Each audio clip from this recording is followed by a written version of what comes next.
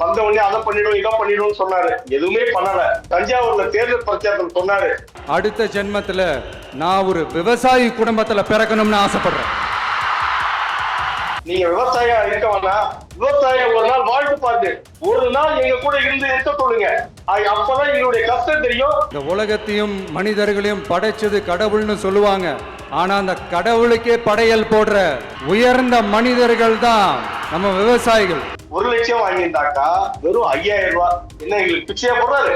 5 acre வரை நிலமுள்ள விவசாயிகள் வேளாண் கூட்டுறவு வங்கிகளில் வாங்கிய பயிர் கடன் முழுமையாக ரத்து செய்வதற்கும், சிறு குறு விவசாயிகளுக்கு சிறு 2.5 ஏக்கர் கம்மியா இருக்கிறவங்களுக்கு முழுமையான கடன் தள்ளுபடியும், 2.5 ஏக்கர்ல இருந்து 5 ஏக்கருக்குள்ள வச்சிருக்கவங்களுக்கு 50% பாதி தள்ளுபடியும் சொன்னாரு.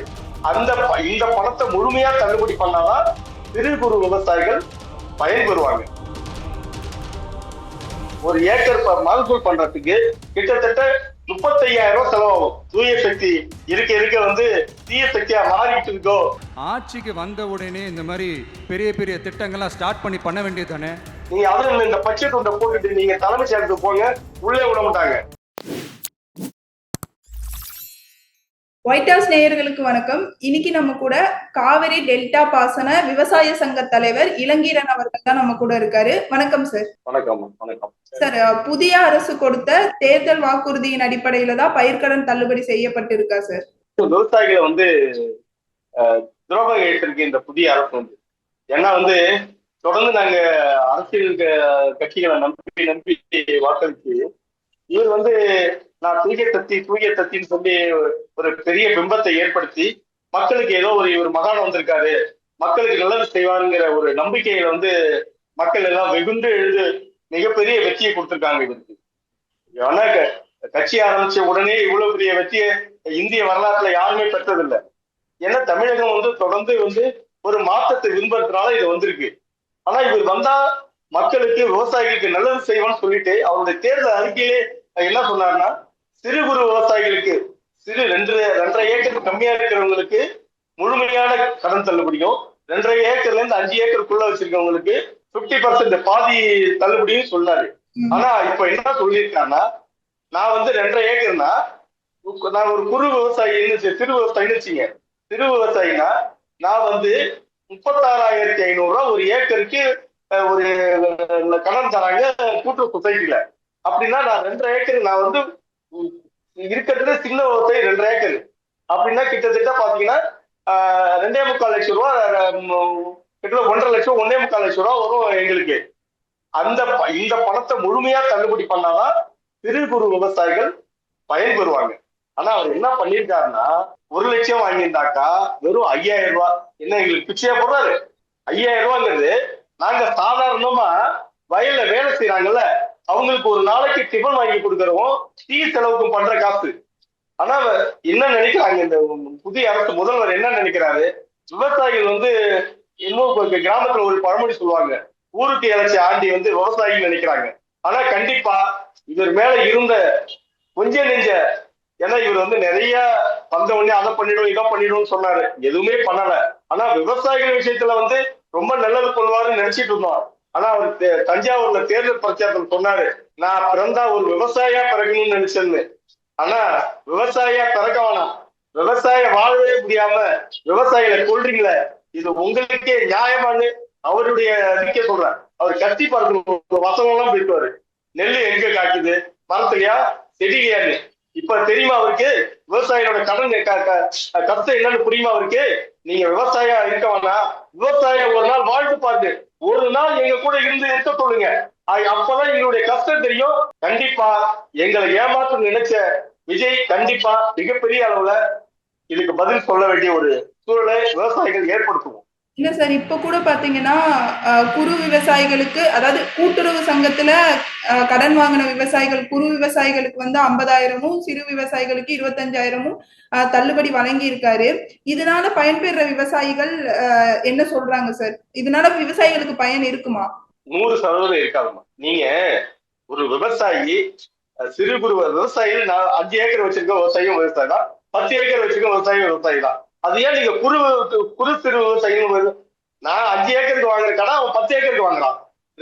5 ஏக்கர் வாங்குற 2 ஏக்கர் வச்சு 2 ஏக்கர் வாங்குறான். இதுல எங்க இருக்கிற இது விவசாயம் பண்றோம் சராசரியா தான் நீ பார்க்கணும். சிறு குறு விவசாயின்னு பிரிக்கிறதே நாங்க தப்புன்னு சொல்றோம். நீங்க அப்படிதான் பண்றீங்க. அதையாவது ஒழுங்கா செஞ்சிருக்கீங்களா? சிறு குறு விவசாயிகள் போதுமான அளவுக்கு தள்ளுபடி பண்ணிருக்கீங்களா? இல்லையே. இது முழுக்க முழுக்க விவசாயிகளை ஏமாற்றத்துக்கு, விவசாயிகளுக்கு ஏதோ பிச்சை போடுற. அது 1,00,000 வாங்கியிருந்தா 5,000 கொடுக்குறாரு. 5,000 எதுக்கு கொடுக்குறாரு? எங்களுக்கு 1,00,000 நாங்க ஒரு ஏக்கர் மகசூல் பண்றதுக்கு கிட்டத்தட்ட 35,000 செலவாகும். நீங்க நாங்க நாத்து அடிக்கிறதுல இருந்து களைக்கொல்லி போறதுல இருந்து மருந்து போறதுல இருந்து பாத்தீங்கன்னா ஒரு ஏக்கருக்கு 35,000 ஆகும். ஆனா என்ன எங்களுக்கு என்ன கிடைச்சிரும்? கிட்டத்தட்ட ஒரு ஏக்கருக்கு அதிகபட்சம் 10,000 7,000 தான் கிடைக்கும். அது எங்களுடைய உழைப்பு இருக்கு. கிட்டத்தட்ட 4 மாசம் 4.5 மாசம் நாங்க அதுக்கு இரவு பகல் பாராம தண்ணி பாய்க்கணும், அதுக்கு உழைக்கணும். அப்படி இருந்தாலும் அது கூட கிடைக்கும். இந்த மாதிரி எங்க சூழலை நல்லா தெரிஞ்சிருப்பாருன்னு நினைச்சோம். ஆனா எல்லாரும் மாதிரி நானும் உங்களை ஏமாத்தான் நான் வந்திருக்கேன் அப்படிங்கறத நல்லா தெளிவா சொல்லியிருக்காரு விஜய். கண்டிப்பா இதை விவசாயிகளை பெரிய அளவுல மோசடி பண்ணியிருக்காரு. விவசாயிகளின் கோரிக்கைகள் என்னவா இருக்கு? நாங்க இப்ப நீங்க பக்கத்துல தெலுங்கானா ஆந்திராலாம் பாத்தீங்கன்னா ஒரு ஏக்கருக்கு 15,000 ரூபாய் ஒரு ஏக்கருக்கு மானியமா நீங்க எதுவுமே கொடுக்க வேணாங்க. நீங்க உரம் கொடுக்க வேணாம், நெல் கொடுக்க வேணாம், எதுவுமே கொடுக்க வேணாம். நான் விஓட்ட நான் ஒரு ஏக்கர் சாகுபடி பண்றேன்னு அடங்கல் வாங்கி இங்க இருக்கிற வேளாண் அதிகாரிகிட்ட நான் பதிவு பண்ணிட்டேன்னா எனக்கு ஒரு ஏக்கருக்கு 15,000 ரூபாய் கொடுத்தா போதும். அந்த 15 நீங்க எனக்கு லட்சக்கணக்கில் 2,000 கோடி 1,000 கோடின்னு இன்சூரன்ஸ் கட்ட வேணாம், எதுவுமே பண்ண வேணாம். அந்த ஒரு ஏக்கருக்கு 15,000 ரூபாய் சிறப்பு நிதியா கொடுத்தாலே விவசாயிகள் பெரும் அளவுல நாங்க சந்தோஷப்படுவோம். இது ஆந்திராவில் இருக்குது, தெலுங்கானாவில் இருக்கு. அதே திட்டத்தில் தமிழகத்தில் நீங்க கொண்டு வருவீங்கன்னா எதிர்பார்த்தோம். நீங்க என்ன நாங்க தூய சக்தின்னு சொல்லிட்டு இருந்தீங்க. தூய சக்தி இதெல்லாம் கண்டுபிடிச்சு கொண்டு வரோம் அப்படின்னு நினைச்சோம். ஆனா தூய சக்தி இருக்க தீய சக்தியா மாறிக்கிட்டு இருக்கோ. என்ன எங்களுக்கு எல்லாம் தோண்ட ஆரம்பிச்சிச்சு விவசாயிகளுக்கு. ஏன்னா நேத்தில இருந்து விவசாயிகள் பெரிய அளவுல நாங்க நம்பிட்டு இருந்தோம். ஏன்னா பெரிய அளவுல விவசாயிகளை இந்த அரசு காவல்து பண்ணும், விவசாயிகளுக்கு ஏதாவது நல்லது பண்ணுவாங்க. ஏன்னா இவரு கட்சி படத்துல எல்லாம் பாத்தீங்கன்னா விவசாயிகளுக்கு தோழனா இருக்கிற மாதிரிலாம் நிறைய பண்ணாரு. அதெல்லாம் வச்சு சரி விவசாயிகளுடைய ஓரளவு தெரிஞ்சிருப்பாருன்னு நினைச்சோம். ஆனா ஒண்ணுமே தெரியல, விவசாயிகளை பத்தி ஒண்ணுமே தெரியல இவருக்கு. இவர் நடிகராக தான் இருந்திருக்காரு. ஒரு முதல்வருக்கான தகுதி இன்னும் வரலங்கிற மாதிரி தான் விவசாயிகள் நாங்கள் பாக்குறோம். அவர் நீங்க உரத்துக்கு உரமோ உழவு மானியமோ விதை நெல்லோ வேற எதுவுமே தமிழக அரசு சார்பா எந்த திட்டத்தையும் நீங்க செயல்படுத்த வேணாம். ஒரு ஏக்கர் நாங்க சாகுபடி பண்றோம்னு சொல்லி விஓட்ட அடங்கல் வாங்கி வேளாண் அதிகாரிகிட்ட நாங்க கொடுத்துட்டோம்னா அந்த ஒரு ஏக்கருக்கு 15,000 ரூபாய் எங்களுடைய வங்கி கணக்குல செலுத்தினாலே போதும். விவசாயிகள் மிக சிறப்பா இருப்பாங்க தமிழ்நாட்டுல. இந்த அரசுக்கு ஒரு போன அரசு தனி வேளாண் பட்ஜெட் கொண்டு வந்தாங்க. அதே மாதிரி இந்த அரசு நாங்க இந்த மாதிரி ஒரு சிறப்பு நிதியை கொண்டு வந்திருக்காங்க. உண்மையிலேயே ஒரு பாராட்டு விஷயம். பக்கத்து மாநிலத்தில் இருக்கிற மாதிரி விவசாயிகளுடைய வாழ்க்கையில அவங்களும் முன்னேறும் நினைக்கிறாங்க அப்படின்னு நினைக்க போனோம். ஆனால் அவங்க நேற்று அறிவிச்சிருக்கிறது இருக்க ஒரு நம்ப வச்சு கழுத்தறுப்பாங்கன்னு சொல்லுவாங்க கிராமத்துல. அது போல விவசாயிகளை நம்ப வச்சு நீங்க எனக்கு ஓட்டெல்லாம் போடுங்கன்னு சொல்லி எங்களை குழிக்குள்ள தள்ளி மேல மண்ண மூணதான் இருக்குது இந்த அறிவிப்பு என்பது. இது மிக மிக கண்டிக்கத்தக்கது. வேதனை அளிக்குது விவசாயிகள். நாங்களாம் வேதனையில வெந்துகிட்டு இருக்கோம். ஆனா கண்டிப்பா இதுக்கெல்லாம் விஜய் பதில் சொல்லணும். நாங்க விஜய்க்கு இப்பயும் அவருக்கு வேண்டுகோள் எடுக்கிறோம். நீங்க இதை மறு ஆய்வு செய்து விவசாயிகள் சிறு குறு விவசாயிகளுக்கு முழுமையான கடன் நிவாரணம் தரணும்னு வேண்டி விரும்பி கேட்டுக்கொள்கிறோம். இதை தொடர்ந்து பாத்தீங்கன்னா பல அரசியல் கட்சி தலைவர்கள் எதிர்ப்பு தெரிவிச்சுட்டு வராங்க. அதே சமயத்துல விவசாயிகள் பாத்தீங்கன்னா தலைமைச் செயலகத்தை முற்றுகையிட்டு போராட்டம் நடத்தி வராங்க. இதை பத்தின உங்களோட கருத்து என்ன சார்? நேற்று அறிவிச்சிருக்காங்க. இன்னும் ஒரு வாரத்துல பாருங்க மிகப்பெரிய அளவுல தமிழகம் எங்கும் விவசாயிகள் பெரிய அளவுல வெகுண்டது. இன்னைக்கு கூட நாங்க எங்களுடைய விவசாய சங்க சார்பா இன்னைக்கு சாயங்காலம் ஆலோசனை கூட்டம் வச்சிருக்கோம். இது சம்பந்தமா டெல்டா மாவட்டங்கள்ல மிகப்பெரிய போராட்டத்தை நாங்க முன்னெடுக்க போறோம். ஆனா விவசாயிகளை இனி வரும் எந்த அரசாங்கம் சரி விவசாயிகளை ஏமாளின்னு நினைச்சா கண்டிப்பா அவர்கள் ஏமாறுவார்கள், ஏமாற்றப்படுவார்கள். விவசாயிகள் நாங்கள் இனிமேல் விழிப்பாகிட்டோம், இனிமேல் ஏமாற மாட்டோம் என்பதை இதன் மூலம் அவர்களுக்கு தெரிவித்துக் கொள்கிறேன். ஆட்சி மாற்றம் வந்தா விவசாயிகளுக்கு ஒரு நல்ல ஒரு மாற்றம் வரும் அப்படின்னு நினைச்சுதான் ஓட்டு போட்டீங்க, விவசாய சார்புல ஓட்டு போட்டாங்களா? ஆமா, கண்டிப்பா. இப்ப எங்க வீட்டுல பக்கத்துல இருக்க பாப்பா வந்து, மாமா எப்படியாவது விஜய் அங்கிளுக்கு ஓட்டு போடுங்க மாமா, இந்த தடவை நீங்க விஜய் அங்கிள் வரணும் மாமா அப்படின்லாம் சொல்லுச்சு. நிறைய மக்கள் வந்து அதை ஏமாந்து சரி நம்ம புள்ள கேக்குது, நம்ம பேர புள்ள கேக்குது, நம்ம பையன் சொல்றானே அப்படின்னு சரி ஒரு மாற்றம் வருத்துமே அப்படின்னு நினைச்சுதான் நிறைய பேர் செஞ்சு ஓட்டு போட்டாங்க. ஆனா இந்த இந்த மாற்றத்துக்கான ஒரே ஒரு சின்ன மாற்றம் கூட ஏற்படாம எப்படி இருந்ததோ அதே நிலையில இன்னும் நீடிக்குது தமிழகம். அதனாலதான் சொல்றோம், திரும்பவும் விவசாயிகள் நீங்க ஏமாத்தாதீங்க. ஏமாத்தினா கண்டிப்பா அதுக்கான தண்டனையை நீங்க அனுபவிப்பீங்க அப்படிங்கிறத இந்த காலனி மூலமா முதல்வருக்கு நாங்க தெரிவிச்சுக்கிறோம். விவசாயிகள் தான் நம்ம நாட்டோட முதுகெலும்பு அப்படின்னு சொல்லுவாங்க. அண்ட் விவசாயிகள் இல்லைன்னா இந்த தமிழ்நாட்டோட நிலைமை என்னவா இருக்கும் சார்? நீங்க டெல்டா மாவட்டத்துல பாத்தீங்கன்னா யானை அடித்து சோழர்கள் காலத்துல யானை அடித்து போரடித்த மண் இது. இப்போ டெல்டாவுல எப்போ நீங்க வந்து கிட்டத்தட்ட ஒரு 15-20 ஆண்டுகளாக வந்து காவிரியில என்னைக்கு வந்து கர்நாடகா தண்ணி தர முடியாதுன்னு தடுத்து நிறுத்தப்பட்டார்களோ அதுல இருந்து பாத்தீங்கன்னா தொடர்ந்து ஒரு 11 மாவட்டங்கள் நீங்க கரூர்ல ஆரம்பிச்சு, நாமக்கல் கரூர்ல ஆரம்பிச்சு இங்க திருவாரூர் நாகை வரை இருக்கிற அந்த காவிரி படுகை விவசாயிகள் வந்து சொல்லலாம் துயரத்தை நாங்க அடைஞ்சிட்டு இருக்கோம். விவசாயிகளுடைய நிலைமை வந்து நீங்க கேள்வி கேட்கிறப்ப சொன்னீங்க, விவசாயிகள் வந்து உலகத்து நம்ம தமிழகத்துல இந்தியாவோட முதுகெலும்புன்னு. ஆனா முதுகெலும்ப கொஞ்சம் கொஞ்சமா உடைச்சிட்டு இருக்காங்க. நீங்க எங்க பார்த்து அந்நிய செலாவணி ஈட்டுறதாகட்டும், பொருளாதாரத்தை உயர்த்ததாகட்டும், விவசாயிகளுடைய பங்குங்கிறது மிக முக்கியமான பங்கு. ஆனா பாத்தீங்கன்னா விவசாயிகளுக்கு என்ன செய்யறாங்க இந்த மத்திய மாநில அரசுக்கு? உண்மை கிடையாது. நாங்க எதிர்பார்க்கறதெல்லாம் எங்களுக்கு கட்டுப்படியான விலை வேணும்னு பல ஆண்டுகளா நாங்க சொல்லிட்டு இருக்கோம். சுவாமிநாதன் கமிஷன் அடிப்படைப்படி எங்களுக்கு C+2 வேணும்னு. நாங்க வந்து விளைவிக்கிற பொருளுக்கு லாபம் வர்ற மாதிரி கட்டுப்படி ஆகிற விலையை வைக்கணும்னு. நாங்க நெல் விளைவிச்சோம்னா இப்ப ஒண்ணும் இல்ல, நீங்க உட்காந்துருக்க சோபா வந்து இப்ப ஒரு சேர் வந்து அவன் யாரு மேனுபேக்சரோ அவன் தான் விலையை நிர்ணயிக்கிறான். ஆனா நாங்க எங்க நெல்லுக்கு வந்து விலையை நாங்கள நிர்ணயிக்கிறோம். ஒவ்வொரு முறை ஆட்சி மாற்றத்தின் போதும் விவசாயிகளோட கோரிக்கைகள் வந்துட்டு நிறைவேற்றப்படுதா சார்? இன்னும் சொல்ல போனா எங்களுடைய குறைகளை கூட கேட்கறதுக்கு அவங்கள்ட்ட நேரம் கிடைக்கல, காது இல்லை. இன்னைக்கு கூட தலைமைச் செயலகத்துல விவசாயிகள் வந்து முதலமைச்சரை நேரடியாக சந்திச்சு எங்களுடைய குறைய வந்து சொல்லணும்னு சொல்லியிருக்காங்க. அதே ஆற்காடு இலவசர் குடும்பத்தை சந்திக்க முதல்வருக்கு நேரம் இருக்கு.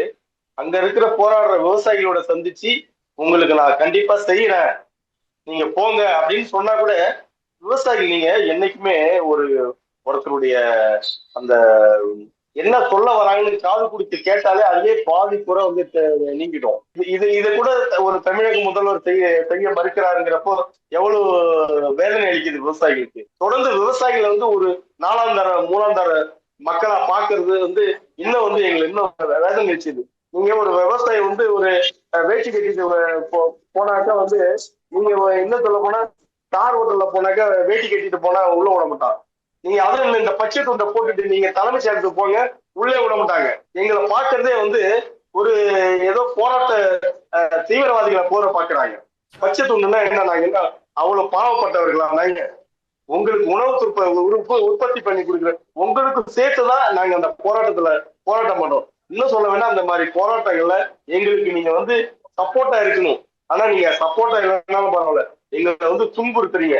அதெல்லாம் வந்து ரொம்ப வேதனை அளிக்குது எங்களுக்கு. முதல்வரா பதவியேற்று ஒரு 10-15 நாட்கள் தானே ஆகுது.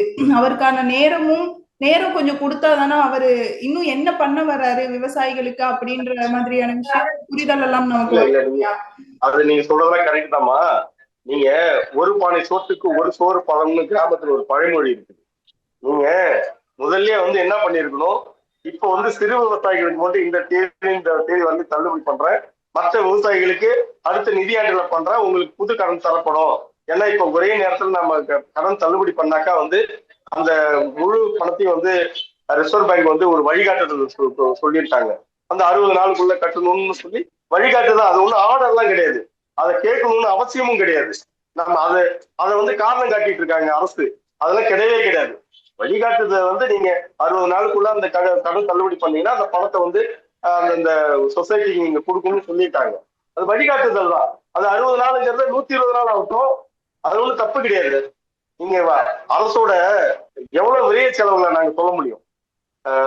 நிறைய விஷயங்கள் இது வந்து ஒரு வந்திருக்க அரசு வந்து நம்ம குறை சொல்றதா ஆகிடும். அதனால நாங்க வந்து விவசாயிகளுடைய எங்களுடைய என்ன சொல்ல வரங்கிறத நீங்க வந்து முன்னாடி காது கொடுத்து கேளுங்கன்னு இந்த அரசு கிட்ட நாங்க கேட்டுக்கிறோம். வேற எதுவும் உங்களோட கோரிக்கைகள் இருக்கா சார்? அதே மாதிரி விவசாயிகளுக்கு மிக முக்கியமான தண்ணீர் தேவையை வந்து பூர்த்தி செய்யணும். இப்ப இன்னும் நீங்க இப்ப ஆழ்துளை கிணறு பாத்தீங்கன்னா தண்ணி எட்டிக்கிட்டே இருக்கிறோம், அதுக்கு நம்ம ரீசார்ஜ் பண்றதே இல்லை. அதுக்கான திட்டங்கள் எல்லாம் நம்ம செயல்படுத்தணும். நிறைய திட்டங்கள் மழை காலங்கள்ல எவ்வளவு தண்ணி நம்ம வீணா பல ஆயிரம் டிஎம்சி தண்ணீரை வந்து கடல்ல கொடுக்குறோம். அந்த தண்ணீரை வந்து அந்தந்த சிற்றோடைகள்ல சின்ன சின்ன ஆறுகள்ல கலவணை தடுப்பணைகள் கட்டி நம்ம வந்து நிலத்தடி நீரை வந்து உயர்த்தினா மட்டும்தான் இனி வரும் காலங்கள்ல வந்து நம்ம வந்து தண்ணியே வந்து பார்க்க முடியுங்கிற ஒரு சூழல் இருக்கு. ஒரு கிராமத்துல ஒரு கவிதை படிச்ச ஒரு புது கவிஞர், எங்க அப்பா குளத்துல குளிச்சாரு, நான் வந்து பைப்புல குடிக்கிறேன், என் பையன் வந்து எங்க குளிப்பாரோன்னு சொல்லி ஒரு இது படிச்சேன். வருங்காலங்கள்ல வந்து தண்ணீரை வந்து நம்ம ஒரு காட்சி பொருளா மாறிடுமோங்கிற ஒரு பயம் இருக்கு. அதை பத்தி சிந்தனை யாருக்குமே இல்லை, அரசுக்கும் இல்லைங்கிறதுலாம் எங்களை மாதிரி விவசாயிகள் ரொம்ப வந்து நாங்க அதை நினைச்சு வேதனைப்படுறோம். ஓகே சார், தொடர்ந்து விவசாயிகளுடைய நியாயமான கோரிக்கைக்கு முதலமைச்சர் விஜய் அவர்கள் செவி சாய்ப்பார் அப்படின்ற நம்பிக்கையில விடைபெறுகிறேன். நன்றி சார். வணக்கம்.